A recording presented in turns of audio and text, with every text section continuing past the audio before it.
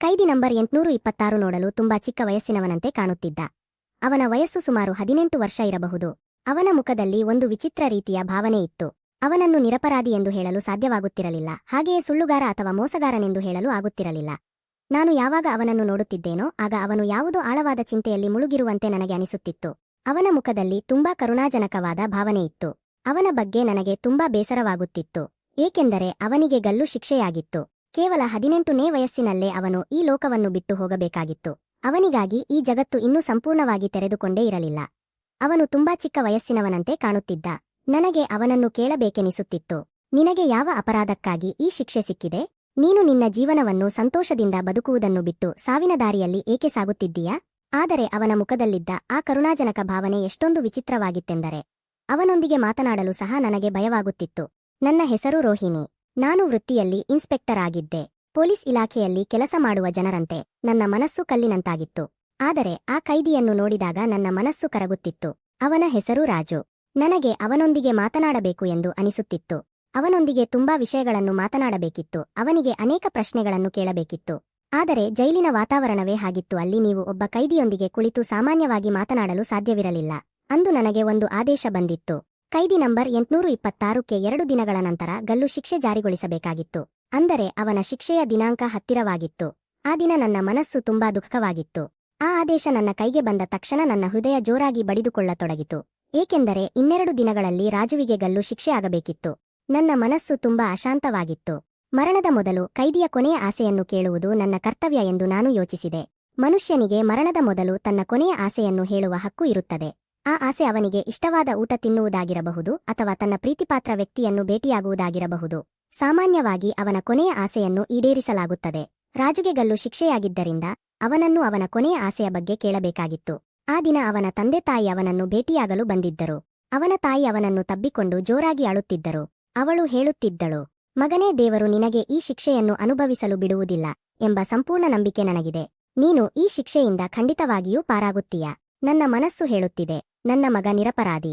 ಆ ಮಹಿಳೆಯನ್ನು ನೋಡಿ ನನಗೆ ತುಂಬಾ ಕರುಣೆ ಮೂಡಿತು. ಅವಳು ಹೀಗೆ ಏಕೆ ಹೇಳುತ್ತಿದ್ದಾಳೆ ಎಂದು ನನಗೆ ಅರ್ಥವಾಗಲಿಲ್ಲ. 2 ದಿನಗಳಲ್ಲಿ ಅವನಿಗೆ ಗಲ್ಲು ಶಿಕ್ಷೆಯಾಗಬೇಕಿತ್ತು. ಒಮ್ಮೆ ಶಿಕ್ಷೆ ಜಾರಿಯಾದ ಮೇಲೆ ಅವನನ್ನು ಯಾರಿಂದಲೂ ಉಳಿಸಲು ಸಾಧ್ಯವಿರಲಿಲ್ಲ. ಮರುದಿನ ಭಾನುವಾರವಾಗಿತ್ತು. ಆದ್ದರಿಂದ ನನಗೆ ಆ ದಿನವೇ ಅವನ ಶಿಕ್ಷೆಯ ಆದೇಶ ಬಂದಿತ್ತು. ಅವನ ಕುಟುಂಬದವರೊಂದಿಗೆ ಅವನ ಕೊನೆಯ ಭೇಟಿಯನ್ನು ಇಂದೇ ಮಾಡಿಸಬೇಕೆಂದು ನನಗೆ ಸೂಚಿಸಲಾಗಿತ್ತು. ಸೋಮವಾರ ಅವನಿಗೆ ಗಲ್ಲು ಶಿಕ್ಷೆ ಜಾರಿಯಾಗಬೇಕಿತ್ತು. ರಾಜುವಿನ ಕೊನೆಯ ಆಸೆ ತನ್ನ ಕುಟುಂಬವನ್ನು ಭೇಟಿ ಮಾಡುವುದೇ ಆಗಿರಬಹುದು ಎಂದು ನನಗೆ ಅನಿಸಿತ್ತು. ಅವರನ್ನು ಭೇಟಿಯಾದ ನಂತರ ಅವನು ಬೇರೆ ಯಾವುದೇ ಆಸೆಯನ್ನು ವ್ಯಕ್ತಪಡಿಸುವುದಿಲ್ಲ ಎಂದು ನಾನು ಭಾವಿಸಿದ್ದೆ. ಕುಟುಂಬವನ್ನು ಭೇಟಿಯಾದ ನಂತರ ಅವನು ಸಾವನ್ನು ಸ್ವೀಕರಿಸಲು ಸಿದ್ಧನಾಗಬಹುದು ಎಂದುಕೊಂಡಿದ್ದೆ. ಆದರೆ ಅವನ ಕೊನೆಯ ಆಸೆ ಇಷ್ಟು ವಿಚಿತ್ರವಾಗಿರುತ್ತದೆ ಎಂದು ನನಗೆ ಅಂದು ತಿಳಿದಿರಲಿಲ್ಲ. ರಾಜುವಿನ ಕುಟುಂಬದವರೊಂದಿಗೆ ಅವನ ಭೇಟಿಯನ್ನು ಮುಗಿಸಿದ ನಂತರ ಅವನನ್ನು ಮತ್ತೆ ಕೋಣೆಗೆ ಕರೆದುಕೊಂಡು ಹೋಗಿ ಬಂಧಿಸಲಾಯಿತು. ಈಗ ಅವನ ಬಳಿ ಕೇವಲ 48 ಗಂಟೆಗಳು ಮಾತ್ರ ಉಳಿದಿದ್ದವು. ನಾನು ತುಂಬಾ ಆತ್ಮೀಯವಾಗಿ ಅವನನ್ನು ಕೇಳಿದೆ, ರಾಜು, ನಿನ್ನ ಕೊನೆಯ ಆಸೆ ಈಡೇರಿದೆ. ಈಗ ಇನ್ನೇನಾದರೂ ಆಸೆ ಇದೆಯಾ? ನೀನು ನಿನ್ನ ಮನೆಯವರನ್ನು ಭೇಟಿಯಾಗಿದ್ದೀಯಲ್ಲ, ಈಗ ನಿನ್ನ ಮನಸ್ಸಿನಲ್ಲಿ ಬೇರೆ ಯಾವುದೇ ಆಸೆ ಉಳಿದಿರಲಿಕ್ಕಿಲ್ಲ ಅಲ್ಲವೇ? ರಾಜು ಹೇಳಿದ, ಅದು ಹಾಗಲ್ಲ, ನನ್ನ ಇನ್ನೊಂದು ಕೊನೆಯ ಆಸೆ ಇದೆ. ಆ ಆಸೆಯನ್ನು ನಾನು ಖಂಡಿತವಾಗಿಯೂ ಈಡೇರಿಸಿಕೊಳ್ಳಬೇಕು. ನಾನು ತಕ್ಷಣ ಕೇಳಿದೆ, ಏನು ನಿನ್ನ ಆಸೆ? ರಾಜು ಹೇಳಿದ, ನೀವು ನನಗೆ ಒಂದು ಮಾತು ಕೊಡಿ. ನಾನು ಹೇಳುವ ಆಸೆಯನ್ನು ನೀವು ಈಡೇರಿಸುತ್ತೀರಿ ಎಂದು ನನಗೆ ಭರವಸೆ ನೀಡಿ. ನಾನು ಹೇಳಿದೆ, ಹೌದು, ಖಂಡಿತವಾಗಿಯೂ ಈಡೇರಿಸುತ್ತೇವೆ. ಅದು ನಿನ್ನ ಹಕ್ಕು. ನಾನು ಅವನ ಮೇಲೆ ಕರುಣೆ ತೋರಿಸಿ ಹೀಗೆ ಹೇಳುತ್ತಿದ್ದಂತೆ ಅವನು ಹೇಳಿದ, ಸರಿ, ಮೊದಲು ನನ್ನನ್ನು ಒಬ್ಬ ದೊಡ್ಡ ಅಧಿಕಾರಿಯ ಮುಂದೆ ಹಾಜರುಪಡಿಸಿ. ನನ್ನ ಆಸೆಯನ್ನು ನಾನು ಯಾರಿಗೂ ಹೇಳುವುದಿಲ್ಲ, ಏಕೆಂದರೆ ನನ್ನ ಆಸೆ ತುಂಬಾ ವಿಶೇಷವಾದದ್ದು. ಅವನ ಮಾತು ಕೇಳಿ ನನಗೆ ಸ್ವಲ್ಪ ಕೋಪ ಬಂತು. ಆದರೆ ಅವನು ಗಲ್ಲು ಶಿಕ್ಷೆಗೆ ಗುರಿಯಾಗಿದ್ದ ಕೈದಿ, 2 ದಿನಗಳ ಅತಿಥಿಯಷ್ಟೇ. ಆದ್ದರಿಂದ ಅವನೊಂದಿಗೆ ಜಗಳ ಮಾಡಿಕೊಂಡು ನನಗೆ ಏನು ಸಿಗುತ್ತದೆ ಎಂದು ಯೋಚಿಸಿ ಸುಮ್ಮನಾದೆ. ನಂತರ ರಾಜುವನ್ನು ಎಸ್ಪಿ ಸಾಹೇಬರ ಮುಂದೆ ಹಾಜರುಪಡಿಸಲಾಯಿತು. ಎಸ್ಪಿ ಸಾಹೇಬರು ಕೇಳಿದರು, ಹೇಳು ಮಗನೇ, ನಿನ್ನ ಆಸೆ ಏನು? ಅವರು ಒಬ್ಬ ಗಲ್ಲು ಶಿಕ್ಷೆಗೆ ಗುರಿಯಾದ ಅಪರಾಧಿಯೊಂದಿಗೆ ಇಷ್ಟು ಪ್ರೀತಿಯಿಂದ ಮಾತನಾಡುತ್ತಿರುವುದನ್ನು ನೋಡಿ ನನಗೆ ಆಶ್ಚರ್ಯವಾಯಿತು. ಬಹುಶಃ ಅವರಿಗೆ ಕೂಡ ಅವನ ವಯಸ್ಸಿನ ಬಗ್ಗೆ ಕರುಣೆ ಬಂದಿರಬಹುದು, ಅಥವಾ ಅವನು ನಿಜವಾಗಿ ಯಾವ ಅಪರಾಧ ಮಾಡಿದ್ದಾನೆ ಎಂಬುದು ಅವರಿಗೆ ತಿಳಿದಿರಲಿಲ್ಲ. ಈ ಜೈಲಿನಲ್ಲಿ ಅನೇಕ ಅಪರಾಧಿಗಳು ಸಣ್ಣ ತಪ್ಪುಗಳಿಗಾಗಿ ದೊಡ್ಡ ಶಿಕ್ಷೆ ಅನುಭವಿಸುತ್ತಿದ್ದರು. ಆದರೆ ದೊಡ್ಡ ದೊಡ್ಡ ಅಪರಾಧಗಳನ್ನು ಮಾಡಿದವರು ಹೊರಗೆ ಆರಾಮವಾಗಿ ತಿರುಗಾಡುತ್ತಿದ್ದರು. ರಾಜುವನ್ನು ಅವನ ಕೊನೆಯ ಆಸೆಯ ಬಗ್ಗೆ ಕೇಳಿದಾಗ ಅವನು ಹೇಳಲು ಪ್ರಾರಂಭಿಸಿದ, ಎಸ್ಪಿ ಸಾಹೇಬರೇ, ನನ್ನ ಕೊನೆಯ ಆಸೆ ಏನೆಂದರೆ, ನಾನು ಈ ಜಗತ್ತಿನಲ್ಲಿ ಮೊದಲ ಬಾರಿಗೆ ಮತ್ತು ಕೊನೆಯ ಬಾರಿಗೆ ಮದುವೆಯಾಗಬೇಕು. ನನಗೆ ಮದುವೆಯಾಗಬೇಕು. ನನ್ನ ಹೆಂಡತಿಯೊಂದಿಗೆ ಒಂದು ದಿನ ಕಳೆಯಬೇಕು. ಅವನ ಮಾತು ಕೇಳಿ ನಮ್ಮೆಲ್ಲರ ಬಾಯಿಗೂ ಬೀಗ ಬಿದ್ದಂತಾಯಿತು. ಆಗ ಎಸ್ಪಿ ಸಾಹೇಬರು ಸ್ವಲ್ಪ ಯೋಚಿಸಿ ಹೇಳಿದರು, ನೋಡು ಮಗನೇ, ನಿನ್ನ ಮದುವೆ ನಾವು ಮಾಡಿಸಬಹುದು. ಆದರೆ ನಿನ್ನೊಂದಿಗೆ ಮದುವೆಯಾಗಲು ಯಾರು ಸಿದ್ಧರಾಗುತ್ತಾರೆ? ನೀನು ಶ್ರೀಮಂತ ಕುಟುಂಬದವನಲ್ಲ, ನೀನು ಬಡ ಮನೆಯ ಹುಡುಗ. ಹಾಗಿದ್ದರೆ ಯಾರು ನಿನ್ನನ್ನು ಮದುವೆಯಾಗುತ್ತಾರೆ? ಏಕೆ ಈ ಅವಕಾಶವನ್ನು ವ್ಯರ್ಥ ಮಾಡುತ್ತೀಯಾ? ಬೇರೆ ಯಾವುದಾದರೂ ಆಸೆ ಕೇಳು. ನಿನಗೆ ಇಷ್ಟವಾದ ಆಹಾರ ಬೇಕಿದ್ದರೆ ಹೇಳು, ಯಾರನ್ನಾದರೂ ಭೇಟಿಯಾಗಬೇಕಿದ್ದರೆ ಹೇಳು, ನಾವು ಎಲ್ಲವನ್ನೂ ಮಾಡಲು ಸಿದ್ಧರಿದ್ದೇವೆ. ನೀನು ಗಲ್ಲು ಶಿಕ್ಷೆಗೆ ಗುರಿಯಾದ ಕೈದಿ. ಇದು ನಮಗೂ ತುಂಬಾ ದುಃಖಕದ ವಿಷಯ. ಆದರೆ ಕಾನೂನು ಕಠಿಣವಾಗಿದೆ. ಕಾನೂನು ಎಲ್ಲರನ್ನೂ ಒಂದೇ ದೃಷ್ಟಿಯಿಂದ ನೋಡುತ್ತದೆ. ಅವನು ಚಿಕ್ಕ ವಯಸ್ಸಿನವನಾಗಿರಲಿ ಅಥವಾ ದೊಡ್ಡವನಾಗಿರಲಿ, ಸಾಧುವಾಗಿರಲಿ ಅಥವಾ ಅಪರಾಧಿಯಾಗಿರಲಿ. ನಿನಗೆ ಶಿಕ್ಷೆ ಏಕೆ ಸಿಕ್ಕಿದೆ ಎಂಬುದು ನನಗೆ ತಿಳಿದಿಲ್ಲ. ನಿನ್ನ ಪ್ರಕರಣವು ಬಹಳ ದಿನಗಳವರೆಗೆ ನ್ಯಾಯಾಲಯದಲ್ಲಿ ನಡೆದಿಲ್ಲ. ಆದರೂ ನಿನಗೆ ಗಲ್ಲು ಶಿಕ್ಷೆ ವಿಧಿಸಲಾಗಿದೆ. ನಿನ್ನ ಪ್ರಕರಣದ ತೀರ್ಪು ಕೂಡ ಬೇಗನೆ ಬಂದಿತು. ಈಗ ನಿನ್ನ ಕೊನೆಯ ಆಸೆಯನ್ನು ಈಡೇರಿಸುವುದು ನಿನ್ನ ಹಕ್ಕು. ಆದರೆ ನಿನ್ನನ್ನು ಮದುವೆಯಾಗಲು ಯಾರಾದರೂ ಸಿದ್ಧರಾಗಿರಬೇಕು ಅಲ್ಲವೇ? ಯಾರು ಸಿದ್ಧರಾಗದಿದ್ದರೆ ನಾವು ನಿನ್ನ ಮದುವೆ ಹೇಗೆ ಮಾಡಿಸಬೇಕು? ಅದಕ್ಕೆ ರಾಜು ಹೇಳಿದ, ಎಸ್ಪಿ ಸಾಹೇಬರೇ, ನಾನು ನಿಮಗೆ ಒಂದು ಅಂತಹ ಯೋಜನೆಯನ್ನು ಹೇಳುತ್ತೇನೆ. ಅದರಿಂದ ನನ್ನ ಮದುವೆ ತಾನಾಗಿಯೇ ಆಗುತ್ತದೆ. ಅವನ ಮಾತು ಕೇಳಿ ನಾನು ಕೂಡ ಕಿವಿಗೊಟ್ಟು ಕೇಳಲು ಪ್ರಾರಂಭಿಸಿದೆ. ಬಹುಶಃ ಜೈಲಿನಲ್ಲಿರುವ ಯಾವುದಾದರೂ ಮಹಿಳಾ ಕೈದಿಯೊಂದಿಗೆ ಮದುವೆಯಾಗಲು ಅವನು ಬಯಸುತ್ತಿದ್ದಾನೋ ಎಂದು ನನಗೆ ಅನಿಸಿತು. ರಾಜು ಹೇಳಿದ, ನೀವು ಹೊರಗೆ ಘೋಷಣೆ ಮಾಡಿ ರಾಜುವನ್ನು ಮದುವೆಯಾಗಲು ಯಾರು ಸಿದ್ಧರಿದ್ದಾರೆ ಎಂದು. ರಾಜುವನ್ನು ಮದುವೆಯಾಗಲು ಸಿದ್ಧವಾಗಿರುವ ಮಹಿಳೆ ಒಂದು ರಾತ್ರಿ ಅವನೊಂದಿಗೆ ಇರಬೇಕು. ಮತ್ತು ನನ್ನೊಂದಿಗೆ ಮದುವೆಯಾಗಲು ಯಾರಾದರೂ ಮಹಿಳೆ ಸಿದ್ಧಳಾದರೆ ನೀವು ಅವಳನ್ನು ತಡೆಯುವುದಿಲ್ಲ ಎಂದು ನನಗೆ ಮಾತು ಕೊಡಿ. ರಾಜು ತುಂಬಾ ಜಾಣ್ಮೆಯಿಂದ ಈ ಮಾತನ್ನು ಹೇಳಿದ. ನಾವು ಅವನಿಗೆ ಹೇಳಿದೆವು, ಸರಿ, ಆದರೆ ನಿನ್ನನ್ನು ಮದುವೆಯಾಗಲು ಯಾರಾದರೂ ಸಿದ್ಧರಾಗುತ್ತಾರೆ ಎಂದು ನಮಗೆ ಅನಿಸುವುದಿಲ್ಲ. ಒಬ್ಬ ಮಹಿಳೆ ತನ್ನ ಜೀವನವನ್ನು ಏಕೆ ಹಾಳು ಮಾಡಿಕೊಳ್ಳುತ್ತಾಳೆ? ಒಂದು ದಿನಕ್ಕೆ ನಿನ್ನ ಹೆಂಡತಿಯಾಗಿ ತನ್ನ ಕುಟುಂಬದೊಂದಿಗೆ ಏಕೆ ಶತ್ರುತ್ವ ಮಾಡಿಕೊಳ್ಳುತ್ತಾಳೆ? ಆದರೆ ರಾಜು ನಮ್ಮ ಮಾತನ್ನು ಕೇಳಲಿಲ್ಲ. ಅವನು ಹೇಳಿದ, ನೀವು ಕೇವಲ ಘೋಷಣೆ ಮಾಡಿ, ಇದೇ ನನ್ನ ಆಸೆ. ನಂತರ ನನ್ನೊಂದಿಗೆ ಮದುವೆಯಾಗಲು ಯಾರು ಸಿದ್ಧರಾಗದಿದ್ದರೆ ನಾನು ಬೇರೆ ಯಾವುದೇ ಆಸೆ ಕೇಳುವುದಿಲ್ಲ. ನನಗೆ ಗಲ್ಲು ಶಿಕ್ಷೆ ನೀಡಿದರೂ ಪರವಾಗಿಲ್ಲ. ರಾಜುವಿನ ಮಾತಿನಂತೆ ನಾವು ನಗರದಾದ್ಯಂತ ಘೋಷಣೆ ಮಾಡಿದೆವು. ರಾಜುವನ್ನು ಮದುವೆಯಾಗಲು ಯಾರಾದರೂ ಮಹಿಳೆ ಸಿದ್ಧರಾಗಿದ್ದರೆ ಪೊಲೀಸ್ ಠಾಣೆಗೆ ಬನ್ನಿ. ನಂತರ ಆಕೆಯನ್ನು ಜೈಲಿಗೆ ಕರೆದುಕೊಂಡು ಹೋಗಲಾಗುವುದು. ನಮಗೆ ಇದವು ಒಂದು ತಮಾಷೆಯಂತೆ ಅನಿಸಿತ್ತು. ನಾವು ಅವನ ಆಸೆಯನ್ನು ಈಡೇರಿಸಿದ್ದೆವು. ಆದರೆ ಕೇವಲ 1.5 ಗಂಟೆಯ ನಂತರ ಒಬ್ಬ ಹವಾಲ್ದಾರ್ ಬಂದು ಹೇಳಿದ, ಒಬ್ಬ ಮಹಿಳೆ ಬಂದಿದ್ದಾಳೆ. ಅವಳು ಮದುವೆಯ ವೇಷದಲ್ಲಿದ್ದಾಳೆ. ಅವಳ ಜೊತೆ ವಕೀಲರು ಇದ್ದಾರೆ. ಅವನ ಮಾತು ಕೇಳಿ ನನಗೆ ದೊಡ್ಡ ಆಘಾತವಾಯಿತು. ನಾನು ಮತ್ತು ಎಸ್ಪಿ ಸಾಹೇಬರು ಹೊರಗೆ ಹೋದಾಗ ನಾವು ಕಂಡ ದೃಶ್ಯದಿಂದ ಬೆಚ್ಚಿಬಿದ್ದೆವು. ನಮ್ಮ ಮುಂದೆ ಸುಮಾರು 17-18 ವರ್ಷದ ಯುವತಿ ಮದುವೆಯ ವೇಷದಲ್ಲಿ ನಿಂತಿದ್ದಳು. ಅವಳ ಜೊತೆ ಒಬ್ಬ ವಕೀಲರು ಇದ್ದರು. ಆ ವಕೀಲರನ್ನು ನೋಡಿದಾಗ ಅವರು ಈ ಹುಡುಗಿ ಮತ್ತು ರಾಜುವಿನ ಮದುವೆಗೆ ಕಾನೂನುಬದ್ಧ ಅನುಮತಿ ಪಡೆದುಕೊಂಡು ಬಂದಿರುವಂತೆ ಕಾಣುತ್ತಿತ್ತು. ಆ ಹುಡುಗಿಯ ಸೀರೆ ಮತ್ತು ಮೇಕಪ್ ನೋಡಿದಾಗ ಅವಳು ಮೊದಲೇ ಎಲ್ಲವನ್ನೂ ಸಿದ್ಧಪಡಿಸಿಕೊಂಡು ಬಂದಿದ್ದಾಳೆ ಎಂದು ಅನಿಸುತ್ತಿತ್ತು. ಈಗ ನನಗೆ ರಾಜುವಿನ ಮೇಲೆ ಅನುಮಾನ ಬರತೊಡಗಿತು. ಅವನು ಇಂತಹ ಆಸೆಯನ್ನು ಏಕೆ ವ್ಯಕ್ತಪಡಿಸಿದ? ಕೇವಲ ಒಂದು ದಿನ ತನ್ನ ಹೆಂಡತಿಯೊಂದಿಗೆ ಇರುವುದರಿಂದ ಅವನಿಗೆ ಏನು ಸಿಗುತ್ತದೆ? ಈ ಮಹಿಳೆ ಯಾರು? ನಾನು ವಕೀಲರನ್ನು ಕೇಳಿದೆ. ವಕೀಲರು ಹೇಳಿದರು, ನನಗೆ ಏನೂ ಗೊತ್ತಿಲ್ಲ. ಈಕೆ ನನ್ನ ಬಳಿಗೆ ಬಂದಾಗಲೇ ಮದುವೆಯ ವೇಷದಲ್ಲಿದ್ದಳು. ನನ್ನನ್ನು ಜೈಲಿಗೆ ಕರೆದುಕೊಂಡು ಹೋಗಿ ನನಗೆ ರಾಜುವನ್ನು ಮದುವೆಯಾಗಬೇಕು ಎಂದು ಹೇಳಿದಳು. ನಾನು ಆಕೆಯನ್ನು ಅರ್ಥ ಮಾಡಿಸಲು ಪ್ರಯತ್ನಿಸಿದೆ. ಆದರೆ ಅವಳು ಕೇಳಲು ಸಿದ್ಧಳಿರಲಿಲ್ಲ. ಅವಳು ಹೇಳಿದಳು, ನನಗೆ ರಾಜುವನ್ನು ಮದುವೆಯಾಗಬೇಕು. ನಾನು ಆಕೆಗೆ ಹೇಳಿದೆ, ಅವನಿಗೆ ಗಲ್ಲು ಶಿಕ್ಷೆಯಾಗಿದೆ. 2-3 ದಿನಗಳಲ್ಲಿ ಅವನು ಸಾಯಲಿದ್ದಾನೆ. ಆದರೆ ಅವಳು ಹೇಳಿದಳು, ಪರವಾಗಿಲ್ಲ, ನಾನು ಒಂದು ದಿನವಾದರೂ ರಾಜುವಿನೊಂದಿಗೆ ಇರುತ್ತೇನೆ. ನನ್ನ ಆಸೆಯೂ ಈಡೇರುತ್ತದೆ. ಏಕೆಂದರೆ ನಾನು ರಾಜುವನ್ನು ನಿಜವಾಗಿಯೂ ತುಂಬಾ ಪ್ರೀತಿಸುತ್ತೇನೆ. ರಾಜುವಿನ ಮೇಲೆ ಒಬ್ಬ ಹುಡುಗಿಗೆ ಇಷ್ಟೊಂದು ಪ್ರೀತಿ ಇದೆ ಎಂದು ನಮಗೆ ತಿಳಿದಿರಲಿಲ್ಲ. ಅವನಿಗಾಗಿ ಎಲ್ಲವನ್ನೂ ತ್ಯಜಿಸಲು ಆಕೆ ಸಿದ್ಧಳಾಗಿದ್ದಳು. ಇದೆಲ್ಲವೂ ತುಂಬಾ ವಿಚಿತ್ರವಾಗಿತ್ತು. ಆದರೆ ನಮ್ಮ ಕೆಲಸ ಅವನ ಕೊನೆಯ ಆಸೆಯನ್ನು ಈಡೇರಿಸುವುದಾಗಿತ್ತು.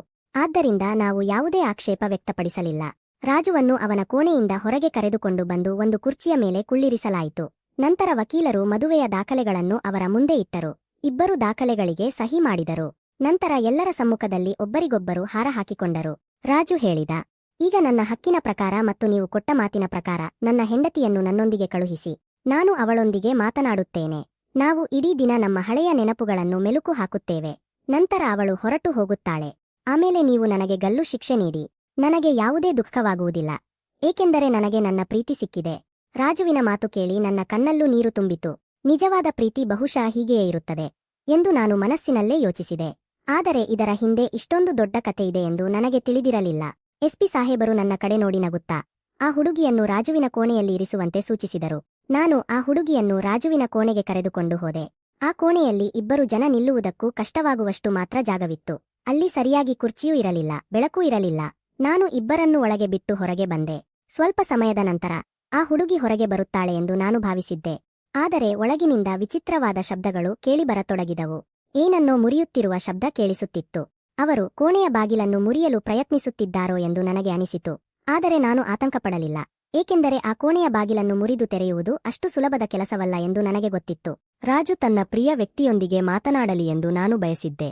ಅವರ ನಡುವೆ ಏನು ನಡೆಯುತ್ತಿದೆ ಎಂಬುದರಲ್ಲಿ ನನಗೆ ಯಾವುದೇ ಆಸಕ್ತಿ ಇರಲಿಲ್ಲ. ಸ್ವಲ್ಪ ಸಮಯ ಕಳೆದಿತು. ನನಗೆ ನಿದ್ರೆ ಬರತೊಡಗಿತು. ಆಗ ಮತ್ತೆ ಕೋಣೆಯಿಂದ ಶಬ್ದ ಕೇಳಿಸಿತು. ನಾನು ತಕ್ಷಣ ಅಲ್ಲಿಗೆ ಹೋದೆ. ರಾಜುವಿನೊಂದಿಗೆ ಮದುವೆಯಾಗಿ ಬಂದಿದ್ದ ಆ ಹುಡುಗಿ ಕೋಣೆಯೊಳಗೆ ಕುಳಿತಿದ್ದಳು. ಅವಳು ಹೇಳಿದಳು, ನನ್ನನ್ನು ಇಲ್ಲಿಂದ ಹೊರಗೆ ಕರೆದುಕೊಂಡು ಹೋಗಿ. ಈಗ ನಾನು ರಾಜುವಿನೊಂದಿಗೆ ಒಂದು ನಿಮಿಷವೂ ಇರಲು ಸಾಧ್ಯವಿಲ್ಲ. ರಾಜು ಆಕೆಯೊಂದಿಗೆ ಏನಾದರೂ ತಪ್ಪಾಗಿ ವರ್ತಿಸಿದ್ದಾನೋ ಎಂದು ನನಗೆ ಅನಿಸಿತು. ಅವಳು ಹೇಳಿದಳು, ನನ್ನ ಮನೆಯಲ್ಲಿ ನನ್ನನ್ನು ಕಾಯುತ್ತಿರುತ್ತಾರೆ. ಆದ್ದರಿಂದ ನನಗೆ ಈಗ ಮನೆಗೆ ಹೋಗಬೇಕು. ನಾನು ತಕ್ಷಣ ಕೋಣೆಯ ಬಾಗಿಲು ತೆರೆದು ಆಕೆಯನ್ನು ಹೊರಗೆ ಕರೆದುಕೊಂಡು ಬಂದೆ. ಮತ್ತೆ ಕೋಣೆಗೆ ಬೀಗ ಹಾಕಿ ರಾಜುವನ್ನು ಒಳಗೆ ಬಂಧಿಸಿದೆ. ನಂತರ ನಾನು ನನ್ನ ಕಚೇರಿಗೆ ಹಿಂತಿರುಗಿದೆ. ಮುಂದಿನ ಬೆಳಗ್ಗೆ ಒಂದು ದೊಡ್ಡ ಬಿರುಗಾಳಿ ನಮ್ಮ ಮೇಲೆ ಬೀಳಲಿದೆ ಎಂದು ನನಗೆ ಅಂದು ಸ್ವಲ್ಪವೂ ತಿಳಿದಿರಲಿಲ್ಲ. ಬೆಳಗ್ಗೆ ಎಸ್ಪಿ ಸಾಹೇಬರು ನನ್ನನ್ನು ಕೇಳಿದರು, ಆ ಕೈದಿ ನಂಬರ್ 826 ಎಲ್ಲಿದ್ದಾನೆ? ನಾನು ಹೇಳಿದೆ, ಅವನು ಎಲ್ಲಿರುತ್ತಾನೆ? ತನ್ನ ಕೋಣೆಯಲ್ಲೇ ಬಂದಿಯಾಗಿದ್ದಾನೆ. ಅವರು ಏಕೆ ಕೇಳುತ್ತಿದ್ದಾರೆ ಎಂದು ನನಗೆ ಅರ್ಥವಾಗಲಿಲ್ಲ. ಎಸ್ಪಿ ಸಾಹೇಬರು ಹೇಳಿದರು, ನನಗೆ ಅವನು ಎಲ್ಲಿಯೂ ಕಾಣಿಸುತ್ತಿಲ್ಲ. ಒಬ್ಬ ಕಾನ್ಸ್ಟೇಬಲ್ನು ಕಳುಹಿಸಿದ್ದೆ. ಬರುವಾಗ ರಾಜುವನ್ನು ಕರೆದುಕೊಂಡು ಬಾ ಎಂದು ಹೇಳಿದ್ದೆ. ಆದರೆ ಅವನಿಗೆ ರಾಜು ಸಿಗಲಿಲ್ಲ. ನಿನ್ನಿಂದ ಏನಾದರೂ ತಪ್ಪಾಗಿದೆಯೇ? ನಾನು ಹೇಳಿದೆ, ನಾನು ಹೋಗಿ ನೋಡುತ್ತೇನೆ. ಆದರೆ ನನ್ನ ಹೃದಯ ಜೋರಾಗಿ ಬಡಿದುಕೊಳ್ಳುತ್ತಿತ್ತು. ಅವನು ಎಲ್ಲೋ ತಪ್ಪಿಸಿಕೊಂಡಿದ್ದರೆ? ಅವನು ನನ್ನನ್ನು ಮೋಸ ಮಾಡಿದ್ದರೆ? ಆಗ ನಾನು ಏನು ಮಾಡುತ್ತಿದ್ದೆ? ನಾನು ಓಡುತ್ತಾ ಕೈದಿ ನಂಬರ್ 826ರ ಕೋಣೆಯ ಬಳಿ ಹೋದೆ. ಅಲ್ಲಿ ಎಂದಿನಂತೆ ದಟ್ಟ ಕತ್ತಲೆ ಆವರಿಸಿತ್ತು. ನಾನು ಎಂದಿನಂತೆ ರಾಜುವನ್ನು ಕೂಗಿ ಕರೆದಿದ್ದೆ. ಆದರೆ ಯಾವುದೇ ಉತ್ತರ ಬರಲಿಲ್ಲ. ನಾನು ಟಾರ್ಚ್ ಹಾಕಿ ನೋಡಿದಾಗ ನೆಲದ ಮೇಲೆ ಒಬ್ಬ ವ್ಯಕ್ತಿ ಬಿದ್ದಿರುವುದು ಕಾಣಿಸಿತು. ಅವನು ಸತ್ತಿದ್ದಾನೆ ಎಂದು ನನಗೆ ಅನಿಸಿತು. ನಾನು ತಕ್ಷಣ ಕೋಣೆಯ ಬಾಗಿಲು ತೆರೆದೆ. ಆದರೆ ಅವನಿಗೆ ಕೈ ಹಾಕಿದ ಕ್ಷಣ ನನ್ನ ಜೀವವೇ ಬಾಯಿಗೆ ಬಂದಂತಾಯಿತು. ಅಷ್ಟರಲ್ಲಿ ಎಸ್ಪಿ ಸಾಹೇಬರು ಅಲ್ಲಿಗೆ ಬಂದಿದ್ದರು. ಅವರು ಕೂಡ ಆ ವ್ಯಕ್ತಿಯನ್ನು ನೋಡಿ ದೊಡ್ಡ ಆಘಾತಕ್ಕೊಳಗಾದರು. ಎಸ್ಪಿ ಸಾಹೇಬರು ನನ್ನ ಮೇಲೆ ಕೂಗಲು ಪ್ರಾರಂಭಿಸಿದರು, ನಿನಗೆ ಸ್ವಲ್ಪವೂ ಬುದ್ಧಿ ಇಲ್ಲವೇ? ಇಲ್ಲಿ ಕೆಲಸ ಮಾಡುತ್ತಾ ಇಷ್ಟು ವರ್ಷಗಳಾಗಿವೆ. ಇಷ್ಟೊಂದು ಅನುಭವವಿದೆ. ಆದರೂ ಜನರು ಹೇಗಿರುತ್ತಾರೆ ಎಂಬುದನ್ನು ಇನ್ನೂ ಅರ್ಥಮಾಡಿಕೊಳ್ಳಲು ಸಾಧ್ಯವಾಗುತ್ತಿಲ್ಲವೇ? ಇದರ ಬಗ್ಗೆ ನಿನಗೆ ಏನೂ ಗೊತ್ತಿಲ್ಲವೇ? ನಿನಗೆ ನಾಚಿಕೆಯಾಗಬೇಕು. ನಿನ್ನ ಗಮನ ಎಲ್ಲಿತ್ತು? ಅವನು ಸತ್ತಿದ್ದರೆ ಅದಕ್ಕೆ ನೀನೇ ಸಂಪೂರ್ಣ ಜವಾಬ್ದಾರಿ. ಎಸ್ಪಿ ಸಾಹೇಬರು ನನ್ನನ್ನು ಬೈಯುತ್ತಿದ್ದರು. ನನ್ನ ಎದುರು ನೆಲದ ಮೇಲೆ ಬಿದ್ದಿದ್ದ ಆ ವ್ಯಕ್ತಿಯನ್ನು ನೋಡಿ ನನಗೆ ಕೋಪ ಬರುತ್ತಿತ್ತು. ನಮ್ಮೊಂದಿಗೆ ಇಷ್ಟೊಂದು ದೊಡ್ಡ ಮೋಸ ನಡೆದಿತ್ತು. ಅದನ್ನು ನಾವು ಯಾವುದೇ ಕಾರಣಕ್ಕೂ ಮರೆಯಲು ಸಾಧ್ಯವಿರಲಿಲ್ಲ. ನಾನು ಯೋಚಿಸಿದೆ, ರಾಜುವಿನೊಂದಿಗೆ ಮದುವೆಯಾಗಲು ಬಂದಿದ್ದ ಆ ಹುಡುಗಿ ಅವನ ಪ್ರೀತಿಯಲ್ಲಿ ಹುಚ್ಚಾಗಿದ್ದಾಳೆ ಎಂದುಕೊಂಡಿದ್ದೆವು. ಆದರೆ ರಾಜು ನಮ್ಮನ್ನು ಮೋಸಗೊಳಿಸಲು ಆಕೆಯನ್ನು ಕಳುಹಿಸಿದ್ದ. ಅವನು ಮದುವೆಯ ವೇಷದಲ್ಲಿ ಜೈಲಿನಿಂದ ತಪ್ಪಿಸಿಕೊಂಡಿದ್ದಾನೆ. ನಮ್ಮ ಮುಂದೆ ಆ ಹುಡುಗಿಯನ್ನು ಬಿಟ್ಟು ಹೋಗಿದ್ದಾನೆ. ಆದರೆ ಈಗ ಆ ಹುಡುಗಿಗೆ ಗಲ್ಲು ಶಿಕ್ಷೆ ನೀಡಲು ಸಾಧ್ಯವಿರಲಿಲ್ಲ. ಗಲ್ಲು ಶಿಕ್ಷೆ ವಿಧಿಸಲಾಗಿದ್ದ ಆರೋಪಿಗೆ ಆ ಶಿಕ್ಷೆಯನ್ನು ನೀಡಬೇಕಾಗಿತ್ತು. ಈಗ ಪುರುಷರ ಬಟ್ಟೆ ಧರಿಸಿ ನಮ್ಮ ಮುಂದೆ ನಿಂತಿದ್ದ ಆ ಹುಡುಗಿಗೆ ನಾವು ಏನು ಮಾಡಬೇಕು ಎಂಬುದು ನಮಗೆ ಅರ್ಥವಾಗಲಿಲ್ಲ. ಆಕೆ ನಮ್ಮತ್ತ ನೋಡಿ ಹೇಳಿದಳು, ನೀವು ರಾಜುವಿನೊಂದಿಗೆ ಒಳ್ಳೆಯದಾಗಿ ನಡೆದುಕೊಂಡಿಲ್ಲ. ಅವನಿಗೆ ಗಲ್ಲು ಶಿಕ್ಷೆ ನೀಡಿದ್ದು ತುಂಬಾ ತಪ್ಪು. ಇದೆಲ್ಲವೂ ಈಗ ನಿಧಾನವಾಗಿ ಸಾಬೀತಾಗುತ್ತದೆ. ಅವಳ ಮಾತು ಕೇಳಿ ನನಗೆ ತುಂಬಾ ಕೋಪ ಬಂದರೂ ನಾನು ಏನೂ ಮಾಡಲು ಸಾಧ್ಯವಾಗಲಿಲ್ಲ. ಎಸ್ಪಿ ಸಾಹೇಬರು ಆದೇಶಿಸಿದರು, ಈಗ ಆದಷ್ಟು ಬೇಗ ರಾಜುವನ್ನು ಹುಡುಕಿ. ಇಲ್ಲದಿದ್ದರೆ 2 ದಿನಗಳ ನಂತರ ನಾವು ಏನು ಉತ್ತರ ಕೊಡಬೇಕು? ಅವನಿಗೆ ಗಲ್ಲು ಶಿಕ್ಷೆ ನೀಡಬೇಕಿತ್ತು. ಗಲ್ಲಿಗೆ ನೇತು ಹಾಕಬೇಕಿದ್ದ ವ್ಯಕ್ತಿ ಈಗ ನಮ್ಮನ್ನು ಮೋಸಗೊಳಿಸಿ ತಪ್ಪಿಸಿಕೊಂಡಿದ್ದಾನೆ. ಇದು ತುಂಬಾ ಅವಮಾನಕರ. ನಿನ್ನನ್ನು ಪುರುಷರ ಜೈಲಿನಲ್ಲಿ ಕರ್ತವ್ಯಕ್ಕೆ ಹಾಕಬಾರದಿತ್ತು. ಕೊನೆಗೂ ಹೆಣ್ಣು ಹೆಣ್ಣೆ. ಅವಳು ಪುರುಷನಂತೆ ಯೋಚಿಸಲು ಸಾಧ್ಯವಿಲ್ಲ. ಎಸ್ಪಿ ಸಾಹೇಬರು ನನ್ನನ್ನು ತುಂಬಾ ಬೈದರು. ನನ್ನ ಹೃದಯ ಮತ್ತು ಮನಸ್ಸು ತುಂಬಾ ಭಾರವಾಗಿತ್ತು. ಇಷ್ಟು ದೊಡ್ಡ ಮೋಸ ನನ್ನೊಂದಿಗೆ ಹೇಗೆ ನಡೆಯಿತು ಎಂಬುದು ನನಗೆ ಅರ್ಥವಾಗಲಿಲ್ಲ. ನಾನು ಒಬ್ಬ ಪುರುಷನನ್ನು ನಂಬಿದೆ. ಒಬ್ಬ ಹುಡುಗಿಯ ಮೇಲೆ ಕರುಣೆ ತೋರಿದೆ. ಅವರಿಬ್ಬರ ಮದುವೆ ಮಾಡಿಸಿದೆ. ಆದರೆ ಅವರಿಬ್ಬರು ನನ್ನನ್ನು ಮೋಸಗೊಳಿಸಿದರು. ಈಗ ನಮ್ಮ ಬಳಿ ಒಂದೇ ಒಂದು ಮಾರ್ಗವಿತ್ತು, ಆ ಹುಡುಗಿಯ ತಂದೆ ತಾಯಿಯನ್ನು ಹುಡುಕುವುದು ಅಥವಾ ರಾಜುವನ್ನು ಹುಡುಕುವುದು. ರಾಜು ರಾತ್ರಿಯ ಕತ್ತಲೆಯಲ್ಲಿ ಎಲ್ಲಿಗೆ ಹೋದನು ಎಂಬುದರ ಬಗ್ಗೆ ನಮಗೆ ಏನೂ ತಿಳಿದಿರಲಿಲ್ಲ. ಏಕೆಂದರೆ ಅವನು ಬೆಳಗಿನ 4 ಗಂಟೆಯ ಸುಮಾರಿಗೆ ಅಲ್ಲಿಂದ ಹೊರಟಿದ್ದ. ಆದರೆ ನನಗೆ ಆ ಹುಡುಗಿಯ ಬಗ್ಗೆ ತುಂಬಾ ಆಶ್ಚರ್ಯವಾಗಿತ್ತು. ರಾಜುವಿನ ಜಾಗದಲ್ಲಿ ಕುಳಿತುಕೊಳ್ಳಲು ಆಕೆ ಹೇಗೆ ಸಿದ್ಧಳಾದಳು? ರಾಜುವನ್ನು ತನ್ನ ಗಂಡನೆಂದು ಒಪ್ಪಿಕೊಳ್ಳಲು ಹೇಗೆ ಸಿದ್ಧಳಾದಳು? ಅವನಿಗೆ ವಿಧಿಸಲಾದ ಗಲ್ಲು ಶಿಕ್ಷೆಯನ್ನು ತಾನೇ ಅನುಭವಿಸುವಷ್ಟು ಪ್ರೀತಿಯನ್ನು ಅವಳು ಹೇಗೆ ಹೊಂದಿದ್ದಳು? ಇಷ್ಟು ಪ್ರೀತಿಯನ್ನು ಒಬ್ಬ ಆರೋಪಿಯ ಮೇಲೆ ಯಾರೂ ತೋರಿಸಲಾರರು ಎಂದು ನನಗೆ ಅನಿಸಿತು. ರಾಜು ಅಷ್ಟು ಕೆಟ್ಟವನಾಗಿದ್ದರೆ ಈ ಹುಡುಗಿ ಅವನನ್ನು ಇಷ್ಟೊಂದು ಪ್ರೀತಿಸುತ್ತಿದ್ದಳು ಏಕೆ? ನಾನು ಅವಳ ತಂದೆಯ ಬಗ್ಗೆ ಕೇಳಿದಾಗ ಅವಳು ತಕ್ಷಣ ಹೇಳಿದಳು, ನಾನು ಪ್ರಕಾಶ್ ಪಾಟೀಲ್ ಅವರ ಮಗಳು. ಪ್ರಕಾಶ್ ಪಾಟೀಲ್ ಮತ್ತೊಂದು ಗ್ರಾಮದಲ್ಲಿ ವಾಸಿಸುತ್ತಿದ್ದರು. ಪ್ರಕಾಶ್ ಪಾಟೀಲ್ ಅವರನ್ನು ಹುಡುಕುವುದು ನಮಗೆ ಅಷ್ಟು ಕಷ್ಟದ ಕೆಲಸವಾಗಿರಲಿಲ್ಲ. ನಾನು ಯೋಚಿಸಿದೆ, ಈ ಹುಡುಗಿ ನನ್ನ ಮುಂದೆ ಇದ್ದಾಳೆ, ಹಾಗಾದರೆ ನಾನು ಎಲ್ಲವನ್ನೂ ಆಕೆಯನ್ನೇ ಕೇಳಬಹುದು. ನಾನು ರಾಜುವಿನ ಬಗ್ಗೆ ಕೇಳಿದಾಗ ಅವಳು ಒಂದು ವಿಚಿತ್ರ ವಿಷಯ ಹೇಳಿದಳು. ಅವಳು ಹೇಳಿದಳು, ನಾನು ರಾಜು ದಾದಾ ಬಗ್ಗೆ ಒಂದೊಂದೇ ವಿಷಯ ನಿಮಗೆ ಹೇಳಲು ಸಿದ್ಧಳಿದ್ದೇನೆ. ನಾನು ಆಶ್ಚರ್ಯದಿಂದ ಅವಳನ್ನು ನೋಡುತ್ತಿದ್ದೆ. ಅವಳು ರಾಜುವನ್ನು ದಾದಾ ಎಂದು ಕರೆಯುತ್ತಿದ್ದಳು. ನಾನು ಕೇಳಿದೆ, ದಾದಾ, ನೀನು ಅವನನ್ನು ಸಹೋದರನೆಂದು ಭಾವಿಸುತ್ತೀಯಾ? ಸಂಬಂಧದಲ್ಲಿ ಅವನು ನಿನ್ನ ಸಹೋದರನಾ? ಅವಳು ಹೇಳಿದಳು, ನೀವು ಎಲ್ಲರೂ ಇದನ್ನೆಲ್ಲ ನಾಟಕ ಎಂದುಕೊಂಡಿದ್ದೀರಾ? ಇಲ್ಲ, ರಾಜು ನನ್ನ ಸಹೋದರನಲ್ಲ, ಆದರೆ ಅವನು ನನ್ನ ಸಹೋದರನಂತಿದ್ದಾನೆ. ನನಗೆ ಅವನ ಮೇಲೆ ಖಂಡಿತವಾಗಿಯೂ ಪ್ರೀತಿಯಿದೆ, ಆದರೆ ನನ್ನ ಪ್ರೀತಿ ಆ ರೀತಿಯದ್ದಲ್ಲ. ನಾನು ಅವನನ್ನು ಸಹೋದರನಂತೆ ಭಾವಿಸುತ್ತೇನೆ. ನಾನು ಕೇಳಿದೆ, ಹಾಗಾದರೆ ಇದೆಲ್ಲವನ್ನೂ ಏಕೆ ಮಾಡಿದೆ? ಅವನೊಂದಿಗೆ ಮದುವೆಯಾಗಿದ್ದು ಏಕೆ? ಕಾರಣವೇನು? ನಮ್ಮೆಲ್ಲರನ್ನೂ ಮೋಸಗೊಳಿಸಿ ರಾಜುವಿಗೆ ಇಲ್ಲಿಂದ ತಪ್ಪಿಸಿಕೊಳ್ಳಲು ಸಹಾಯ ಮಾಡಲು ನೀನು ಹೀಗೆ ಮಾಡಿದ್ದೀಯಾ? ನಾನು ಕೋಪದಿಂದ ಆಕೆಯನ್ನು ಕೇಳಿದೆ. ಆಕೆ ಹೇಳಿದಳು, ಅದು ಖಂಡಿತವಾಗಿಯೂ ಹಾಗಲ್ಲ. ಅವನು ಸಂಜೆ ವೇಳೆಗೆ ಇಲ್ಲಿಗೆ ಮರಳಿ ಬರುತ್ತಾನೆ. ಅವನು ನನ್ನನ್ನು ಇಲ್ಲಿ ಹೇಗೆ ನೋಡಬಹುದು? ಈಗ ಅವನು ನನ್ನೊಂದಿಗೆ ಮದುವೆಯೂ ಆಗಿದ್ದಾನೆ. ನಾನು ಅವನ ಜವಾಬ್ದಾರಿ. ಆ ಜವಾಬ್ದಾರಿಯನ್ನು ಮಧ್ಯದಲ್ಲೇ ಬಿಟ್ಟು ಅವನು ಎಂದಿಗೂ ಹೋಗುವುದಿಲ್ಲ ಎಂಬ ಸಂಪೂರ್ಣ ನಂಬಿಕೆ ನನಗಿದೆ. ಆ ಹುಡುಗಿಯ ಮಾತು ಕೇಳಿ ನಾನು ಬೆಚ್ಚಿಬಿದ್ದೆ. ಆದರೆ ನಂತರ ಅವಳು ಹೇಳಿದ ವಿಷಯ ನನ್ನನ್ನು ಇನ್ನಷ್ಟು ಆಶ್ಚರ್ಯಗೊಳಿಸಿತು. ಅದು ನನ್ನ ನಿರ್ಧಾರವನ್ನು ಮತ್ತೊಮ್ಮೆ ಬದಲಿಸಿ ಇದರ ಹಿಂದಿನ ನಿಜವಾದ ಕಾರಣವನ್ನು ಹುಡುಕುವಂತೆ ಮಾಡಿತು. ಅವಳು ಹೇಳಲು ಪ್ರಾರಂಭಿಸಿದಳು, ನನ್ನ ಹೆಸರು ಮಯೂರಿ. ನನ್ನ ದೊಡ್ಡ ಅಕ್ಕನ ನಿಶ್ಚಿತಾರ್ಥ ರಾಜುವಿನೊಂದಿಗೆ ಆಗಿತ್ತು. ರಾಜು ಚಿಕ್ಕಂದಿನಿಂದಲೂ ತುಂಬಾ ಧೈರ್ಯಶಾಲಿ ಹುಡುಗ. ಅವನ ಜೀವನದಲ್ಲಿ ಕೆಲವೇ ಸಂದರ್ಭಗಳಲ್ಲಿ ಅವನು ಯಾರಿಗಾದರೂ ಹೆದರಿದ್ದಿರಬಹುದು. ರಾಜು ನನ್ನ ತಂದೆಯ ಸಹೋದರಿಯ ಮಗ. ನನ್ನ ತಂದೆಗೆ ರಾಜು ದಾದಾ ಮೇಲೆ ತುಂಬಾ ನಂಬಿಕೆ ಇತ್ತು. ಆದ್ದರಿಂದ ಅವರು ನನ್ನ ದೊಡ್ಡ ಅಕ್ಕನ ಮದುವೆಯನ್ನು ರಾಜು ದಾದಾ ಜೊತೆ ನಿಶ್ಚಯಿಸಿದ್ದರು. ಹೀಗಾಗಿ ಅವನು ನಮ್ಮ ಮನೆಗೂ ಆಗಾಗ್ಗೆ ಬರುತ್ತಿದ್ದ. ಆದರೆ ನಮ್ಮ ಊರಿನ ಪರಿಸ್ಥಿತಿ ತುಂಬಾ ಕೆಟ್ಟದ್ದಾಗಿತ್ತು. ಒಂದು ದಿನ ರಾಜು ದಾದಾ ನನ್ನ ಅಕ್ಕನನ್ನು ಭೇಟಿಯಾಗಲು ನಮ್ಮ ಮನೆಗೆ ಬಂದ. ಆ ಸಮಯದಲ್ಲಿ ಅಪ್ಪ ಅಮ್ಮ ಮನೆಯಲ್ಲಿರಲಿಲ್ಲ. ನನ್ನ ಅಕ್ಕ ಮತ್ತು ರಾಜು ದಾದಾ ಅವರ ನಿಶ್ಚಿತಾರ್ಥವಾಗಿದ್ದರಿಂದ ಅವನು ನಮ್ಮ ಕುಟುಂಬದ ಸದಸ್ಯನಂತಾಗಿದ್ದ. ಆ ಸಮಯದಲ್ಲಿ ಮನೆಯಲ್ಲಿ ನಾವಿಬ್ಬರು ಸಹೋದರಿಯರೇ ಇದ್ದೆವು. ಬೇರೆ ಯಾರೂ ಇರಲಿಲ್ಲ. ಅವನು ಹಿಂಬಾಗಿಲಿನಿಂದ ಬಂದಿದ್ದ. ಅವನು ಅಕ್ಕನನ್ನು ಭೇಟಿಯಾಗಲು ಬಂದಿದ್ದಾನೆಂದು ನನಗೆ ಅರ್ಥವಾಯಿತು. ನಾನು ಚಹಾ ಮಾಡಲು ಹೋದಾಗ ಅವರಿಬ್ಬರೂ ಮಾತನಾಡುತ್ತಿದ್ದರು. ಅಷ್ಟರಲ್ಲಿ ಬಾಗಿಲನ್ನು ಯಾರೋ ಜೋರಾಗಿ ಬಡಿದುಕೊಳ್ಳಲು ಪ್ರಾರಂಭಿಸಿದರು. ನನಗೆ ಭಯವಾಯಿತು. ಬಹುಶಃ ನಮ್ಮ ತಂದೆ ಬಂದಿರಬಹುದು ಎಂದುಕೊಂಡೆ. ಆದರೆ ಬಾಗಿಲಿನ ಸಣ್ಣ ಜಾಗದಿಂದ ಹೊರಗೆ ನೋಡಿದಾಗ 3-4 ಜನರು ನಿಂತಿರುವುದು ಕಾಣಿಸಿತು. ನನಗೆ ತುಂಬಾ ಭಯವಾಯಿತು. ನಮ್ಮ ಮನೆಯಲ್ಲಿ ರಾಜು ದಾದಾ ಇದ್ದಾನೆ ಎಂಬ ಕಾರಣಕ್ಕೆ ನಾನು ಸ್ವಲ್ಪ ಧೈರ್ಯವಾಗಿದ್ದೆ. ಆದರೆ ಆ ಜನರು ಊರಿನ ಗುಂಡಾಗಳಾಗಿದ್ದರು.